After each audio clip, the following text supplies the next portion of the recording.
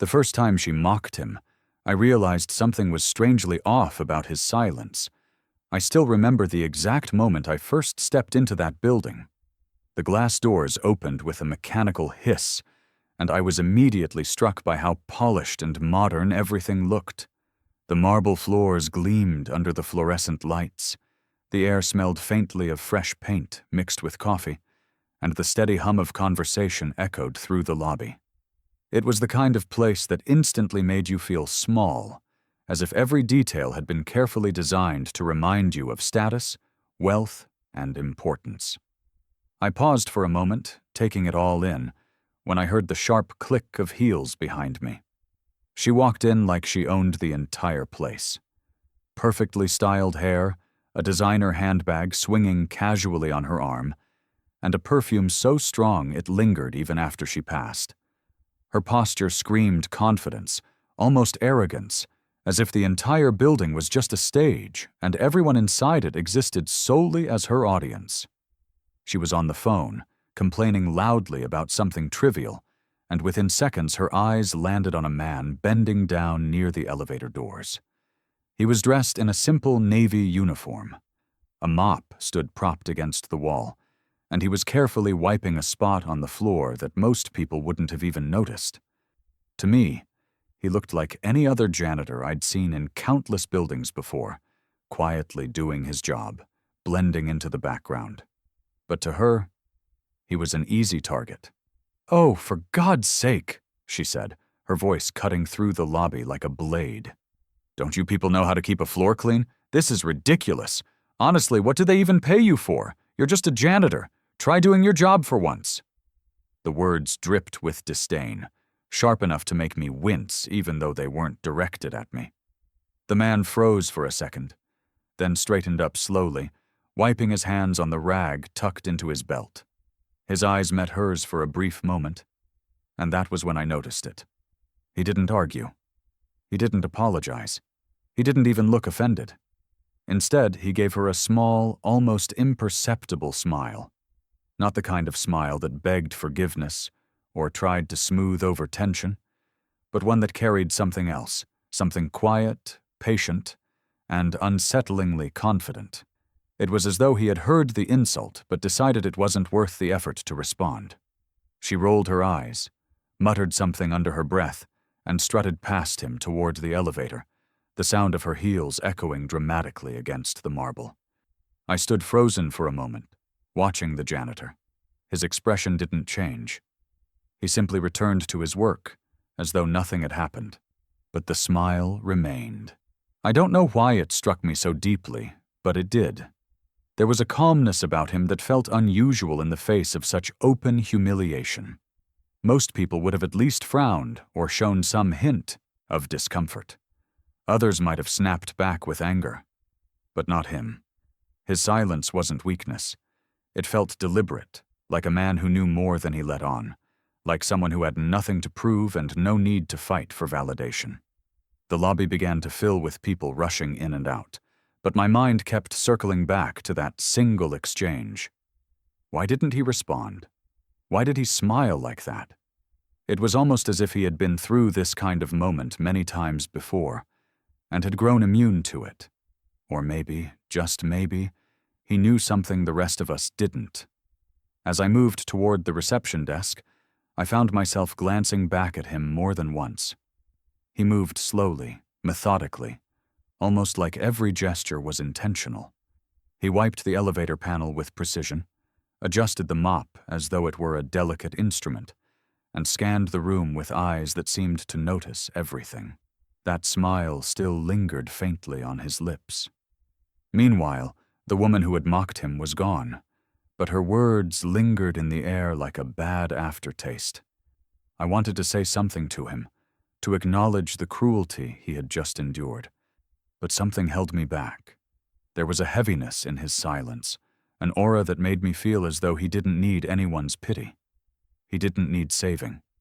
Instead, I kept quiet and simply watched.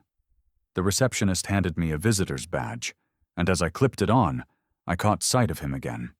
He was humming softly under his breath now, an old tune I couldn't quite place. His movements were unhurried, almost graceful. It felt strange to admit it, but in that single encounter, my curiosity was ignited.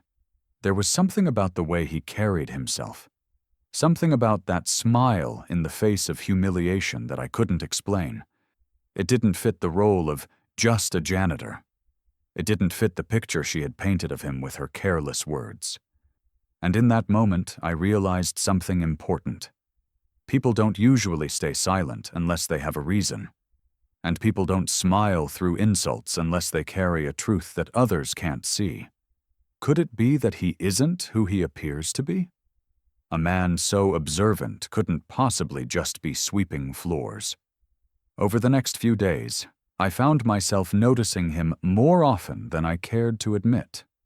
At first, I told myself it was only because of that strange smile he had given after being mocked. But deep down, I knew it was something else. It was the way he moved, the way he seemed to slip in and out of the crowd unnoticed, yet never truly absent.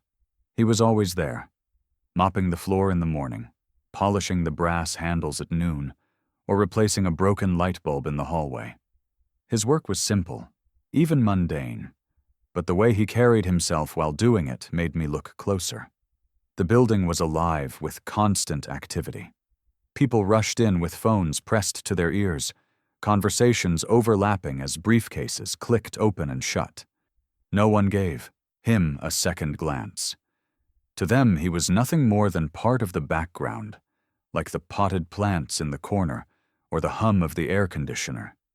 Invisible, replaceable, forgettable. But I couldn't help noticing that he wasn't like the other janitors I had seen elsewhere. There was precision in his actions, as though every sweep of the mop and every turn of the screwdriver was part of a larger plan. He never rushed, but he never wasted time either. He had the kind of patience that made you wonder if he was waiting for something more than just the next spill or broken fixture. It wasn't just his work that caught my attention. It was his eyes. I realized quickly that he saw everything. When someone dropped a pen across the lobby, he noticed. When a businessman shoved an envelope into his coat pocket before entering an office, the janitor's gaze flickered briefly. When a light overhead buzzed faintly, as if about to give out, he tilted his head slightly, already aware of what would need fixing before anyone else had even looked up. There was a moment that sealed this realization for me. I was standing near the elevators when I overheard two employees whispering in hushed voices, clearly thinking no one was paying attention. They spoke of cutting corners on a deal, of hiding numbers in a report, their tones conspiratorial and nervous. Most people walking by didn't care, but the janitor, only a few feet away, paused mid-sweep. His face gave nothing away, but I noticed his eyes sharpen. He wasn't eavesdropping by accident. He was listening deliberately. It unsettled me. Why would a janitor care about secret conversations between employees? Why would he need to? The thought lingered in my mind longer than I expected. Meanwhile, the woman continued her little performances, using every opportunity to belittle him. If she walked through the lobby and saw him mopping, she would sigh dramatically and step around him as though he carried a disease. If he was changing a bulb, she would shake her head and mutter loudly enough for everyone to hear. "Does it really take you that long? My God, no wonder you're stuck cleaning floors." And through it all, he never snapped. Not once. He would simply nod, or at times not even look at her, and carry on with his work. But what I noticed was this. He never ignored her either. His eyes always followed her briefly, almost studying her, as if filing her words away for some reason only he understood. The more I watched him, the more the contradiction bothered me. He was a janitor, yes, but he didn't carry himself like one. There was a sharpness in the way he observed the world, a patience in his silence, a deliberate care in every action.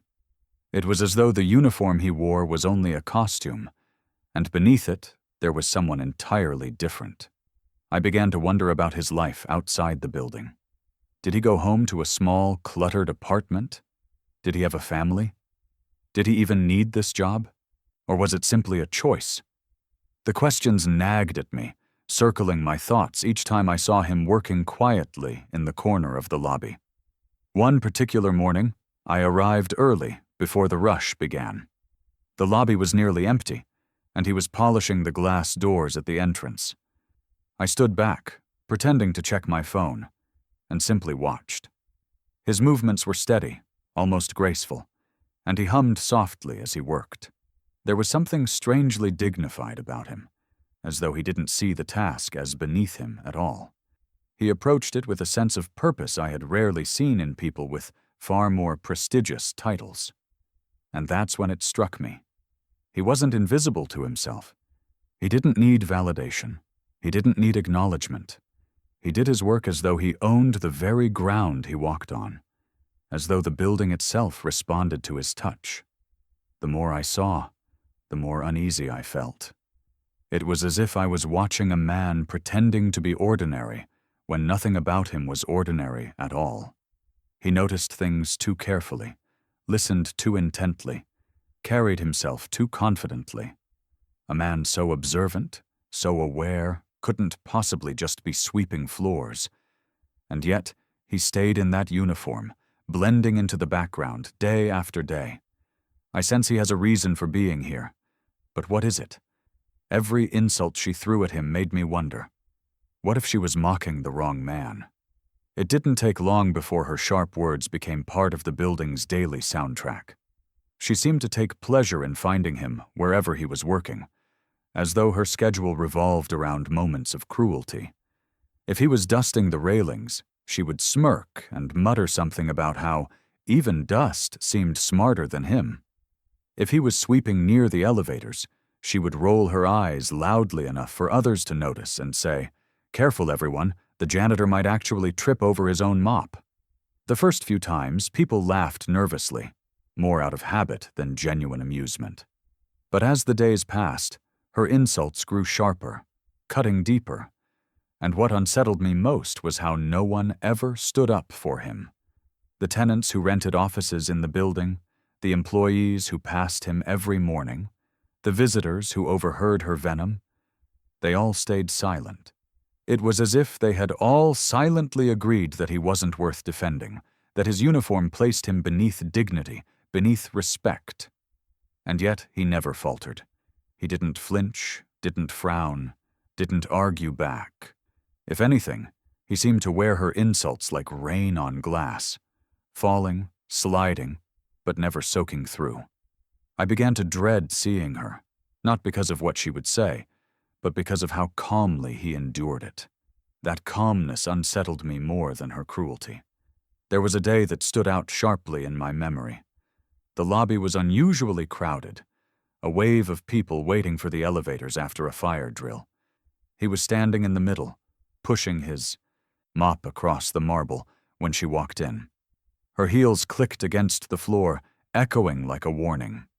Everyone seemed to brace for it, and sure enough, her lips curled into a smirk as soon as she spotted him. "Still here?" she said loudly, her voice slicing through the chatter. "My goodness, do you ever get tired of playing with that mop? Some of us are actually busy with real jobs, you know." A ripple of uncomfortable silence spread across the crowd. I watched his face carefully. He lifted his head, his eyes meeting hers, and for the briefest moment I thought I saw something flash there. Something powerful, something dangerous.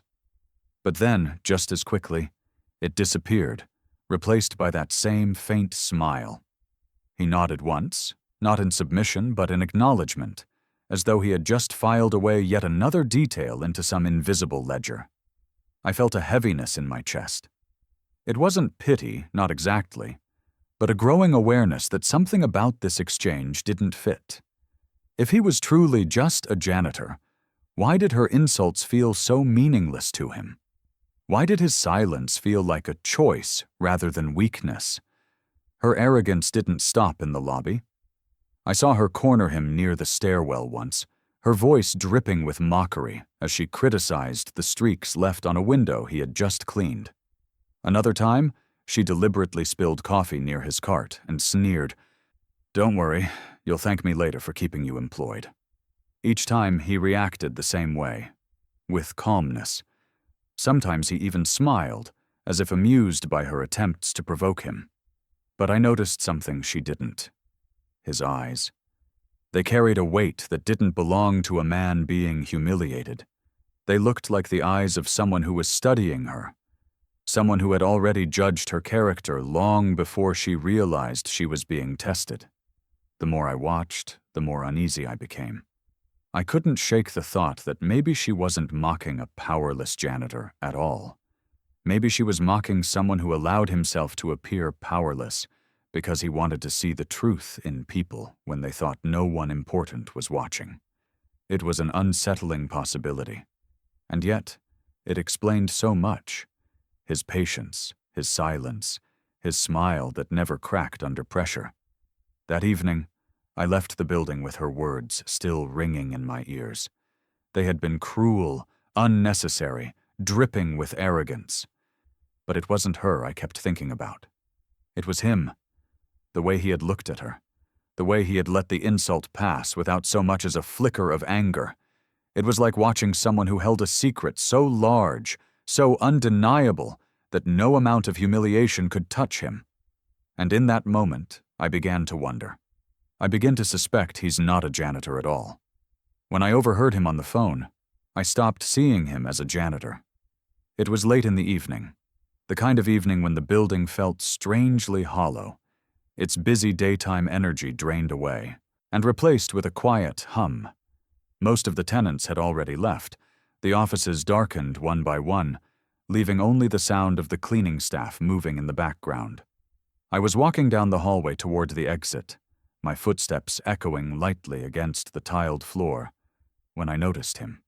He wasn't in the lobby where he usually worked. Instead, I saw him step into a corner office, a place where janitors rarely went. At first, I thought he was probably there to wipe down the glass or empty the trash bins. But then I heard his voice. It wasn't the voice of a man wiping floors. It wasn't the soft, quiet tone I had grown used to hearing when someone occasionally greeted him with a passing, "Good evening." His voice now was firm, steady, and undeniably commanding.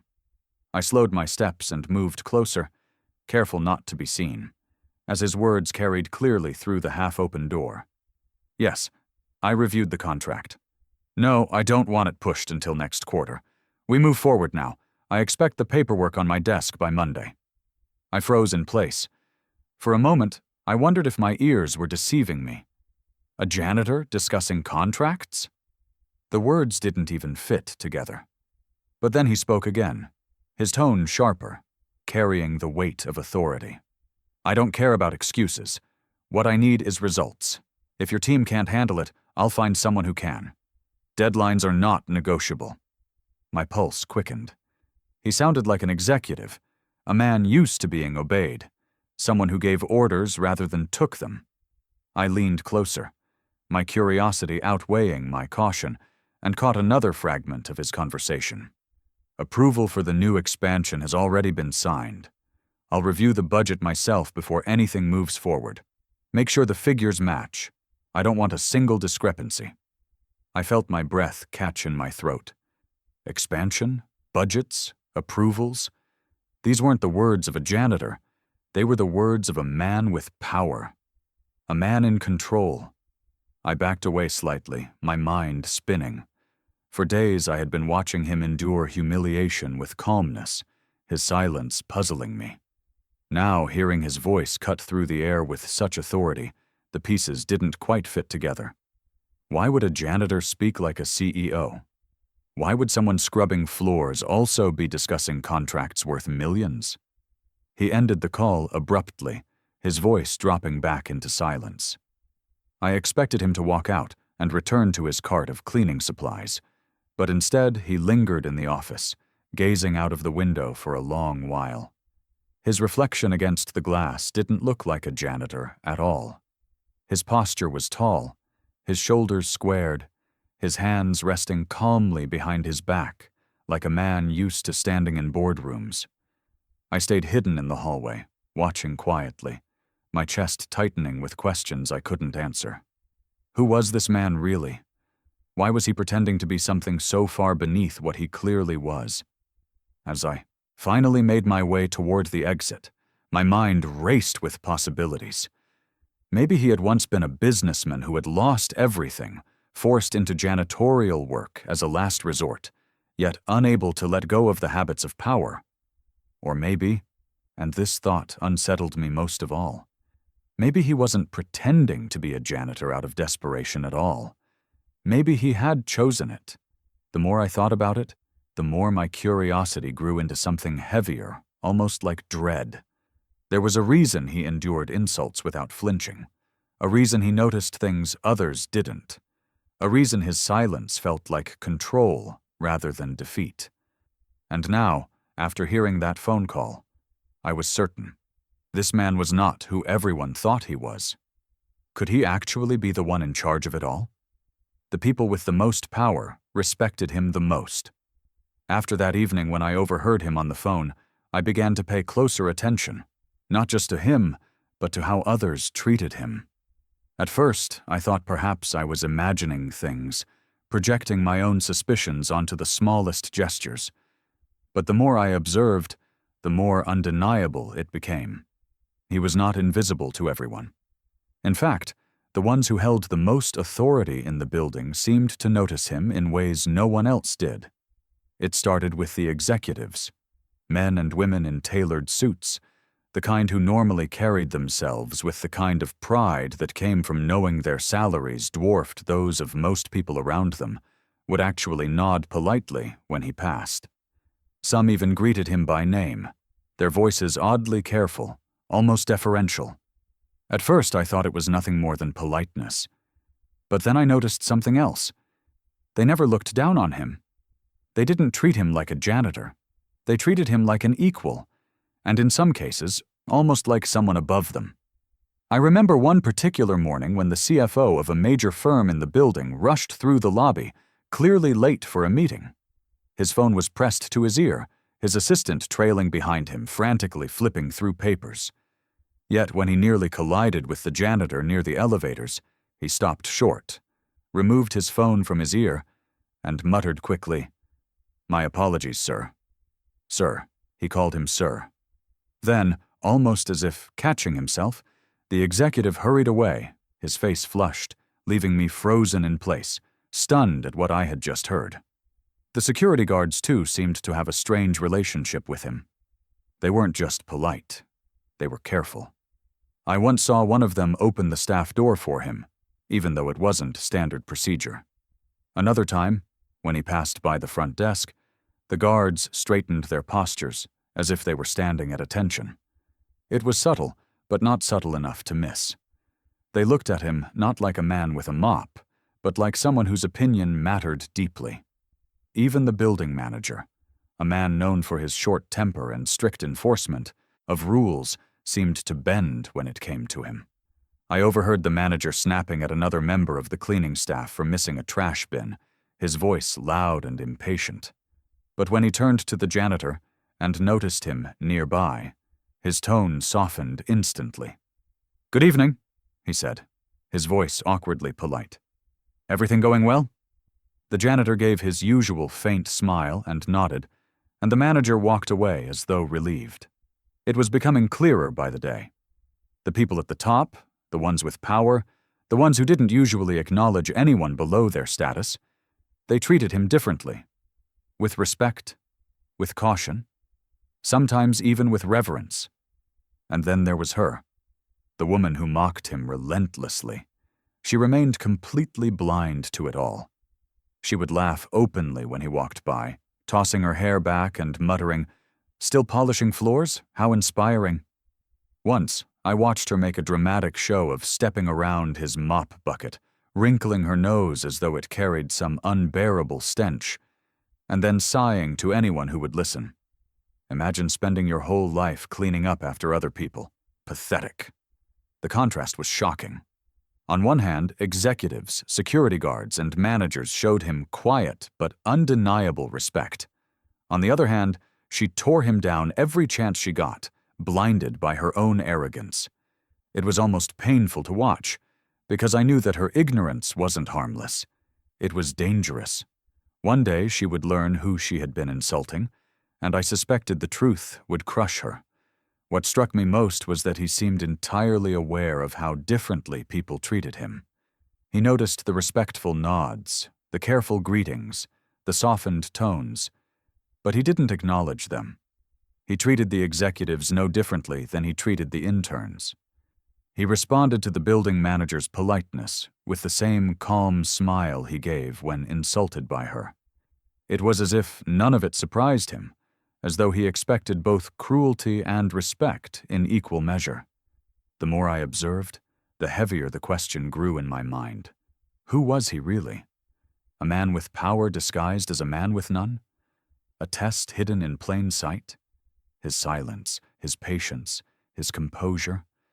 It was all building toward something, and the people who understood it already respected him, while the one who didn't continued to expose herself with every word.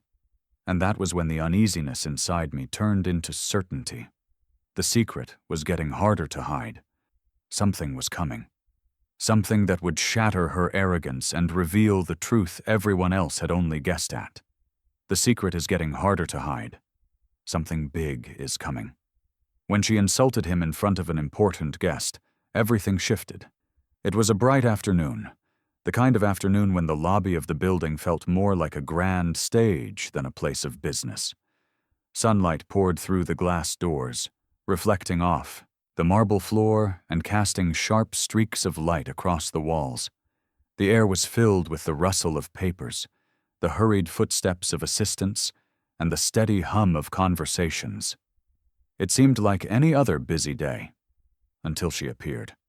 Her presence always drew attention, not because people liked her, but because her voice demanded it. That day, she walked in with even more confidence than usual, her heels striking the floor with sharp, deliberate clicks. She was dressed immaculately, her hair styled to perfection, and her expression carried that same familiar arrogance I had grown used to. But what made that day different was the company she was keeping. Walking beside her was a distinguished man in a tailored suit, the kind of man whose presence carried weight. He wasn't just another tenant or employee. He was a visitor of importance.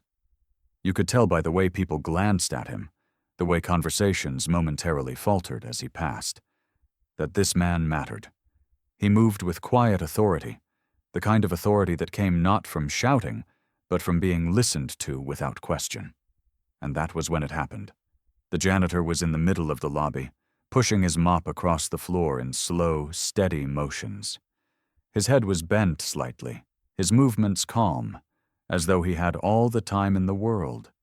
It was such an ordinary image, yet I had already learned there was nothing ordinary about him. She saw him before the visitor did, and I could almost feel her excitement rise at the opportunity. Her lips curled into a smile, not of joy but of cruelty. She slowed her steps, tugging slightly at the visitor's sleeve as if to ensure he was paying attention, and then her voice rang out, sharp and cutting, echoing through the lobby. "Look at this," she said, gesturing toward him with mock disdain. "This is what passes for staff in this building? Pathetic. Honestly, what's the point of him even being here? A man pushing a mop all day, existing just to clean up after people who actually do something with their lives. Isn't it sad?" Her words fell like knives into the air, and for a moment, time seemed to pause. The visitor's eyes flickered in discomfort, his face tightening as though he was embarrassed to even be standing near her. He didn't respond, but I noticed the way his gaze shifted toward the janitor, sharp and curious. And then I looked at him. The janitor had stopped moving.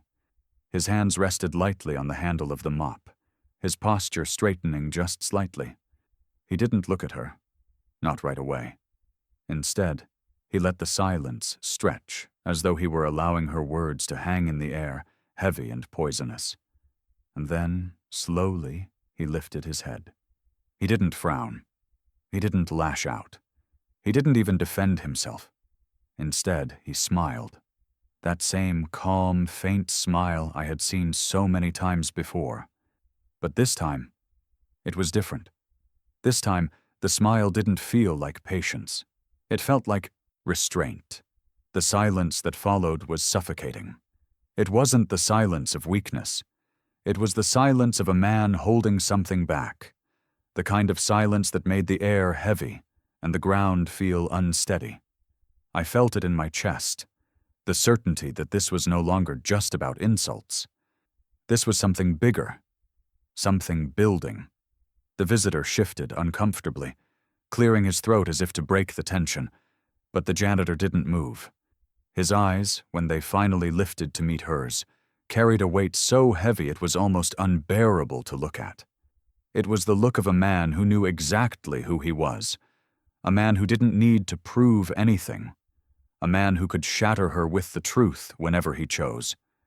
But hadn't? Not yet. She laughed, trying to shake off the heaviness, her arrogance shielding her from what everyone else could already sense. "See what I mean?" she said to the visitor, her tone dripping with mockery. "Always just standing there, always with that strange little smile, useless." But the visitor didn't laugh. He didn't even smile politely. His jaw tightened, and his eyes narrowed slightly at her before flickering back to the janitor with something I couldn't quite describe. Respect, perhaps, or recognition. Whatever it was, it made her words fall flat, stripped of the cruel amusement she had intended. And yet, the janitor still said nothing. He simply turned his gaze away, picked up the mop once more, and continued his slow, steady motions as though nothing had happened. But the air in the lobby had shifted. Everyone who had witnessed it felt it. His silence wasn't emptiness anymore. It was the warning before a storm. As I stood there, my chest tightening with a mix of dread and anticipation, I realized I was no longer wondering if the truth about him would come out. I was wondering when. Because that day, in the shadow of her cruelty and his silence, I knew with absolute certainty that something was about to change. I knew something was about to change. But how? When the janitor was summoned to the top floor, whispers filled the building. The day it happened began like any other, or at least it seemed that way at first. The lobby was filled with its usual chaos, phones ringing, conversations overlapping, the steady stream of employees rushing in and out with determined looks on their faces. The janitor was at his post, moving quietly across the floor with his mop, his expression calm, as though the noise and the pace of the world around him meant nothing to him at all. But then, everything shifted. The elevator doors slid open, and out stepped one of the assistants from the executive offices upstairs. Her polished shoes clicked across the marble floor as she scanned the lobby, her eyes finally landing on him. She walked directly toward him, ignoring everyone else, and her voice carried across the space clearly enough for everyone nearby to hear. "They need you upstairs," she said, simply. For a moment, silence rippled across the lobby. Heads turned. Conversations faltered. It was such an unusual sentence that it didn't even make sense at first. A janitor being summoned to the top executive floor? To the boardroom where only the most important decisions were made? It was unheard of. The janitor didn't look surprised. He didn't even ask why. He simply nodded, leaned his mop carefully against the wall, and removed his gloves with deliberate calm. His movements were unhurried, almost ceremonial, as though this wasn't unexpected at all. The whispers began almost immediately. Did she just say upstairs? To the boardroom? What could they possibly want with him? The questions passed like a current through the room, every person latching onto the same confusion. To them, he was invisible one moment and summoned to the highest floor the next. It didn't make sense. And then, of course, there was her. She had been standing near the reception desk, her posture as proud as ever, watching the entire exchange with wide eyes that quickly narrowed into a smirk. She let out a sharp laugh, loud enough for others to hear, and muttered, "Finally. Took them long enough to realize how useless he is. Guess the board's going to fire him personally." People chuckled nervously at her remark, though it wasn't the laughter of agreement. It was the laughter of people too uncomfortable to disagree. I, however, felt something very different. Unease. There was something in the air, something I couldn't put into words, but I felt it deep in my chest. I remembered the way he had looked at her just days ago, when she mocked him in front of that important guest. I remembered the way his silence had felt. Not weak, not submissive, but heavy, deliberate, like a storm gathering behind calm skies. And now, watching him step into the elevator without hesitation, I felt certain this was the beginning of that storm. The doors closed behind him with a soft chime, and the whispers grew louder. People speculated openly, their voices filled with curiosity, nervousness, and disbelief. What if he messed something up? No, that doesn't make sense. They'd never call him upstairs for that. Maybe it's some kind of formality. Though why would he be involved? I stood there, my badge in hand, my eyes fixed on the glowing numbers above the elevator as it ascended floor by floor. It felt surreal, like I was watching the unraveling of a mystery I had only just begun to understand. Each time the number ticked upward, my anticipation grew. And then, almost unconsciously, I glanced back at her. She was leaning against the desk, her arms folded smugly, her lips curled into a smile of satisfaction. To her, this was proof that her insults had been justified all along. In her mind, she had won. He was going upstairs to be humiliated, maybe even escorted out, and she would be proven right. But to me, that explanation felt too simple, too easy. No, this wasn't humiliation. This was revelation. I couldn't explain why, but I knew it. The calmness in his walk, the lack of surprise on his face, the way the assistant had spoken to him. It wasn't the tone of someone delivering bad news. It was the tone of someone addressing a man of importance, even if the rest of us hadn't realized it yet. As the numbers on the elevator display stopped climbing, I felt my pulse quicken. The top floor. The executive boardroom. A place where million-dollar deals were made, where the future of the building was decided. And he, just a janitor in the eyes of most, was walking into it without hesitation. The whispers quieted eventually, but the tension in the air never left. Every person in the lobby seemed to sense it, even if they couldn't admit it out loud. Something was about to happen. Something that would change everything we thought we knew about him. And for the first time since I had stepped foot in that building, I realized I wasn't just curious about who he was, I was desperate to know the truth.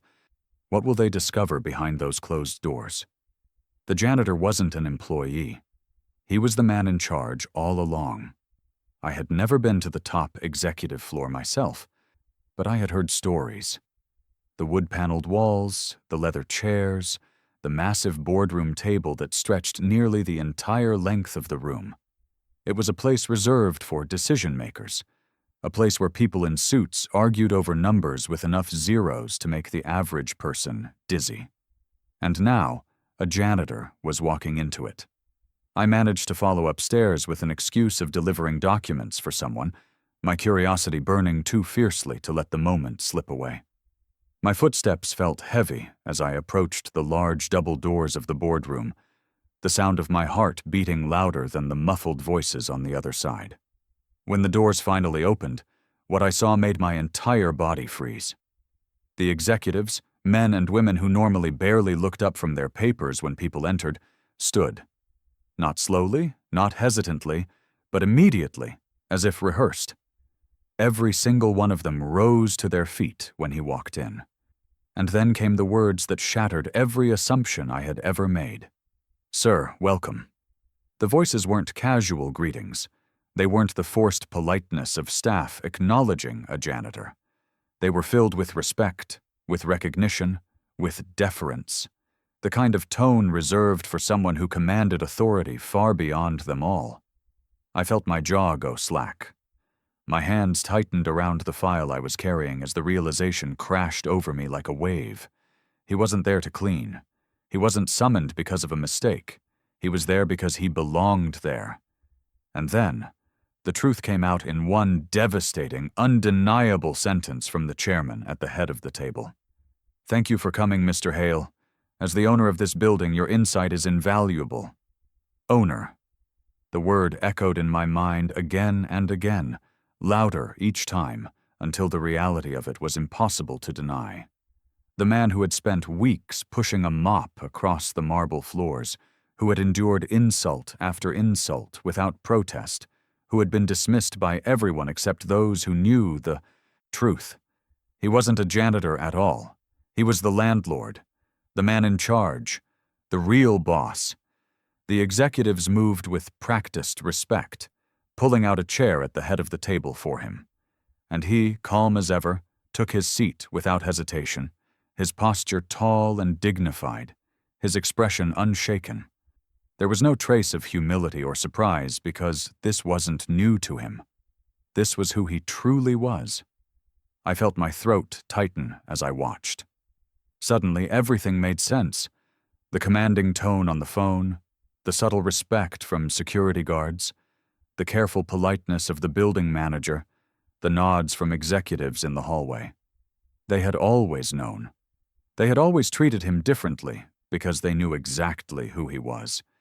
And then, unbidden, another thought struck me like lightning.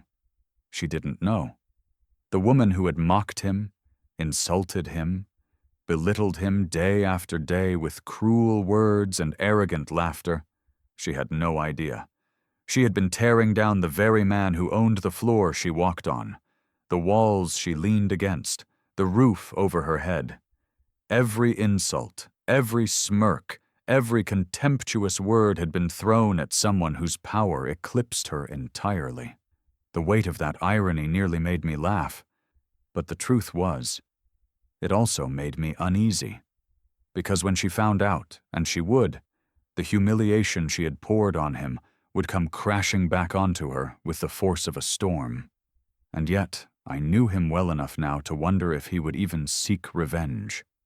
His patience had always suggested something greater than anger, something deeper than pride. Maybe he wouldn't need to do anything at all. Maybe the truth itself would be enough to destroy her arrogance. I lingered in the back of the room, pretending to be invisible, watching as the meeting began. He spoke with authority, his words precise, his presence commanding without effort. He didn't just participate, he led. The executives deferred to him naturally, as though it had always been this way, as though he had never been holding a mop in his life. And yet I knew that downstairs she was likely still smirking, still believing he was about to be humiliated, still clinging to her arrogance like a shield. But the truth was already unfolding, and it was only a matter of time before it reached her. How will the arrogant woman react when she finds out? The same woman who mocked him now stood frozen in shame. I will never forget the look on her face when the truth finally reached her. It was as if time itself had betrayed her, pulling the ground from under her heels and leaving her exposed in front of everyone. For weeks she had strutted through the lobby, throwing insults like daggers, mocking him with the confidence of someone who believed she would never be challenged. But in that single moment, when she realized who he truly was, all of her arrogance melted away. She had arrived upstairs, her usual smirk still playing at the corners of her lips, clearly, expecting to see him scolded, humiliated, or even dismissed. But instead, what she walked into was a room where the very executives she admired were standing in respect as he took the head seat at the boardroom table. Her eyes widened, her smirk faltered. And then, as the words, "The owner of this building," echoed across the polished wood-paneled walls, she froze completely. Her gaze darted from the executives to him, and then back again, as if searching for some mistake, some way for this truth to be false. But it wasn't. It was written across the faces of everyone in the room, in their respect, in their silence, in their deferential posture. And there he was. No longer the man with a mop, no longer the figure she had dismissed as useless, but the landlord, the man in charge, the man she had ridiculed day after day without ever realizing the weight of her words. Whispers began to ripple through the room, quiet at first but growing louder as the realization spread. People glanced at her, some with discomfort, some with disbelief, others with something closer to pity, because they all knew what this meant. They all knew that every insult she had hurled had been aimed at someone who could now decide her future with a single sentence. She opened her mouth, perhaps to defend herself, perhaps to explain, but nothing came out. Her voice failed her.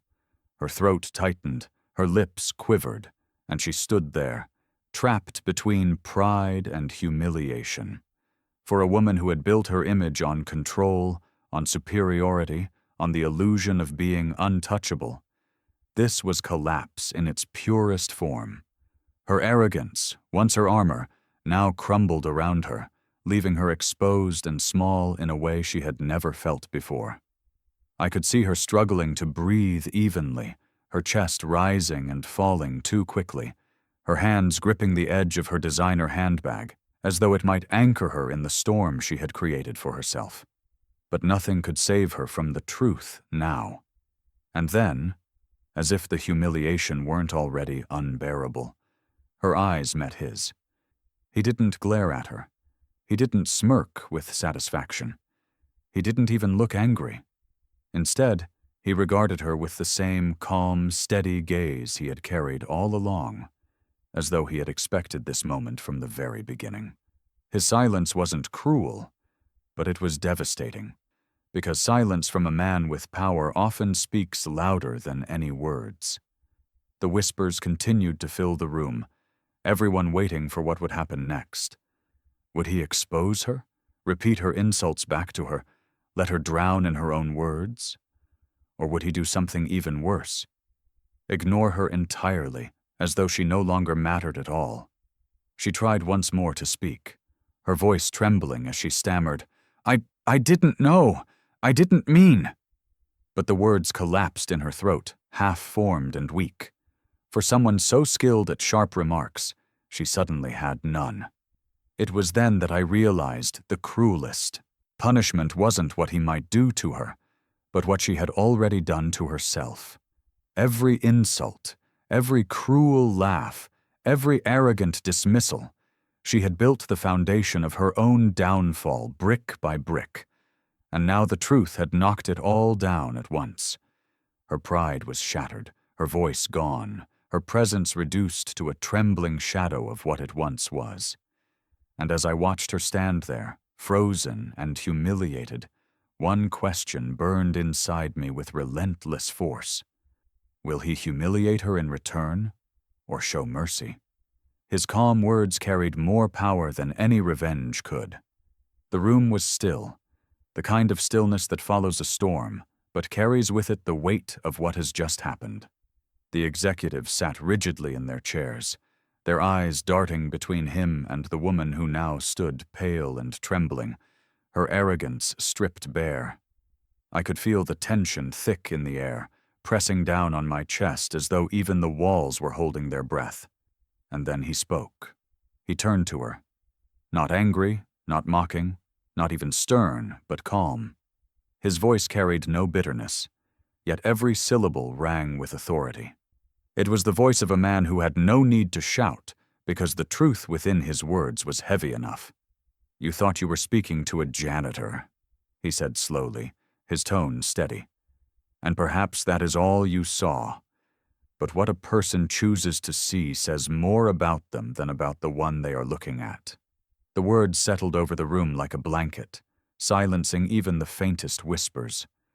The woman flinched as if every word pierced straight into her. But she said nothing. She couldn't. He continued, his gaze unwavering, his voice never rising. Do you know why I chose this? He gestured lightly to the uniform, the mop, the simple cart that had become so familiar. Why a man who owns this building, who signs the contracts you chase, who makes the decisions you wait for, would choose to walk these halls as though he had nothing? His eyes swept across the room, not just at her, but at every person present, including me. Because I wanted to see. I wanted to know who people truly are when they believe no one important is watching. Titles, positions, wealth, those things blind us. They make people show you only what they want you to see. But strip those away, and character reveals itself. His words struck me harder than I expected. I thought back to every moment I had seen him mocked, every insult he had endured in silence, every nod of respect from those who had known his truth all along. It wasn't just patience. It had been a test. "I didn't wear this uniform because I had to," he continued, his voice calm, yet carrying a quiet power that filled every corner of the boardroom. "I wore it because I wanted to know. Who among you could look past appearances? Who would treat the man with a mop the same as the man with $1 million pen?" The executives lowered their eyes, some shifting, uncomfortably, in their seats. The woman swallowed hard, her trembling hands gripping her bag like a lifeline. "I saw how you treated me," he said, turning back to her now.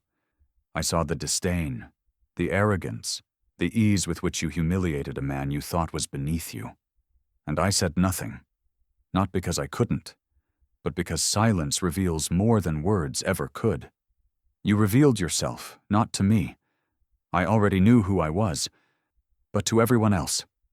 The weight of his words pressed into the silence that followed. It was humbling, even painful to hear, because it forced everyone in that room to look inward, to measure their own actions against his quiet test. Then he leaned back slightly, his hands resting on the polished wood of the table, his expression still calm, but his eyes sharp. "Wealth means nothing if it is not used with wisdom. Power means nothing if it is not tempered with humility. And respect means nothing if it is only given to those who you think deserve it based on appearances." I could feel my throat tighten as I listened.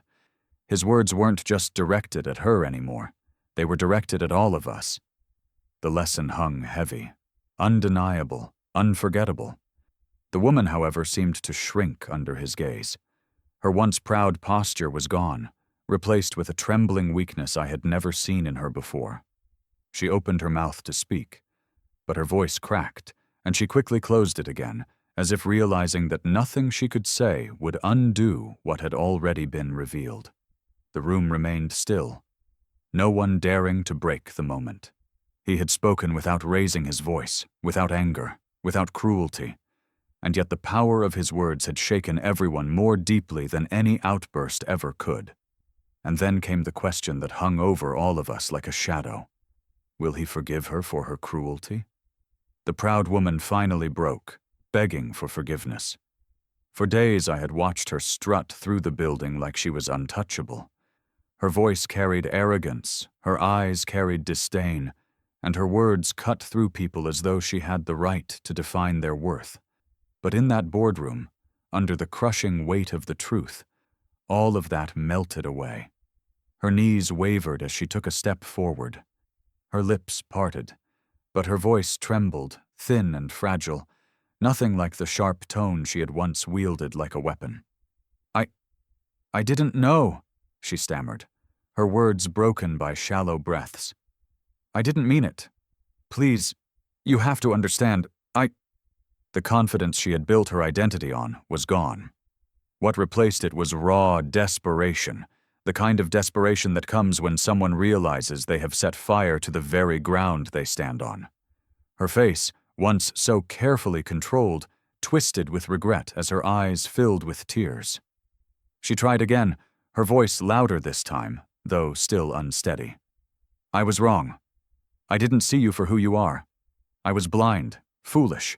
Please forgive me." And in that moment, the woman who had once mocked him so cruelly was no longer standing tall. She was breaking. Piece by piece, the walls of pride she had hidden behind collapsed until nothing remained but regret. The entire boardroom sat in silence, watching, holding its collective breath. Even those who had remained neutral before now leaned forward in their chairs, as though waiting for a verdict that would decide not only her fate, but the lesson for them all. He didn't respond right away. He simply studied her. His eyes, calm and steady, bore into her like they had so many times before. But now there was no smile, no faint amusement, only quiet consideration. He looked at her as though weighing not just her words, but her soul. She sank further, her voice cracking completely. "I'm sorry," she whispered. And then louder, desperate. "I'm so sorry. I should never have spoken to you that way. I should never have judged you. I thought I was better, but I wasn't. I was wrong." Her tears slipped down her cheeks now, streaking the carefully applied makeup that once highlighted her confidence. The sight was almost surreal. A woman who had spent so long elevating herself by demeaning others was now reduced to begging, trembling, exposed in her weakness. He remained silent, his hands folded calmly on the table before him, his eyes never leaving hers. The longer he waited, the heavier the silence grew, pressing into every corner of the room until even I felt breathless. His silence wasn't indifference, it was judgment, and it forced her to unravel further, to expose every ounce of regret she had hidden. Finally, unable to bear the silence, she took another step forward, her voice shaking. "Please, give me a chance to make it right. Don't let my arrogance define me forever. I know I was cruel, I know I hurt you, but please, don't let that be the end of my story here." Her words echoed, fragile and desperate, bouncing off the polished wood and glass until the silence swallowed them again. He leaned back slightly in his chair, his expression unreadable. For the first time, I realized that he held her future entirely in his hands. Not because of his wealth, not because of his title, but because of the truth he carried. His decision would not just define her place in the building, but would define who he chose to be in that moment, a man of vengeance or a man of mercy. I sat frozen, my heart pounding as though the decision were about me too.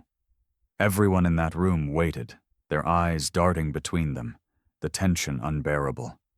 And then it struck me. This wasn't just her apology. It was a test of him as well. Will he show mercy or teach her a final lesson?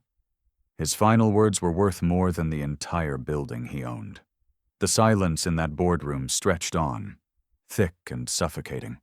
Her apology still lingered in the air, trembling and broken, her words of regret hanging like fragile glass on the edge of shattering. Everyone waited. Some leaned forward, others barely dared to breathe. All of us knew that the next words he spoke would decide not only her fate, but also the meaning of everything we had witnessed. He sat back in his chair, calm, collected, and dignified, his eyes steady on her as though he could see beyond her trembling body, beyond her desperate voice, into the very core of her character. And then, finally, he spoke. "I forgive you." The words were quiet, but they thundered through the room like a storm breaking. Her knees nearly buckled with relief, her breath coming out in a rush as tears rolled freely down her cheeks. But before she could cling to those words, he continued. "Forgiveness does not erase what has been done," he said firmly. "It does not excuse cruelty, nor does it erase the lesson hidden in your actions. Forgiveness is a chance, not a reward. And I am giving you a chance, not because you deserve it, but because it is the right thing to do." The weight of his words settled deep inside me. They were not meant for her alone. They were meant for all of us. He turned his gaze to the room at large, his voice steady, but carrying undeniable power. "Let this be clear to everyone here. Never, never judge a person by the work they do, the clothes they wear, or the position they hold. A title is nothing more than a word. A uniform is nothing more than fabric. Character is what defines a person, and character cannot be hidden forever." His eyes moved slowly, deliberately, meeting the gaze of each executive at the table, each assistant standing by the walls, and finally me, lingering near the back. And then, with quiet force, he added, "Remember this. You reveal more about yourself in the way you treat the powerless than in the way you serve the powerful." It was as though the walls themselves absorbed his words. They echoed in the silence, sinking into every person present. Even the executives, men and women used to controlling millions, lowered their heads in acknowledgement, humbled by a truth they could not deny. The woman sobbed quietly, nodding through her tears, her arrogance entirely gone. She had been broken down, stripped of the illusions she once carried, and rebuilt in the shadow of his wisdom. Whether she would truly change, none of us could know, but she would never forget this day. He leaned back in his chair, his face calm, his expression carrying not triumph, but peace. For him, this was never about power. It was never about revenge. It was about teaching a lesson that would outlast humiliation, a lesson that would live on in everyone who had witnessed it. I felt something shift inside me as I listened. I had walked into this building on my first day seeing only glass, marble, and power. I had believed that worth was measured in titles, in appearances, in wealth.